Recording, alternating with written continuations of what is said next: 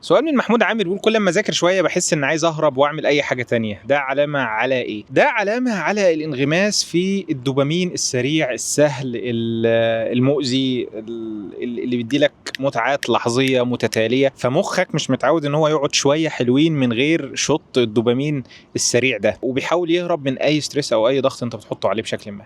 فالحل للموضوع ده، احنا عرفنا العلامه.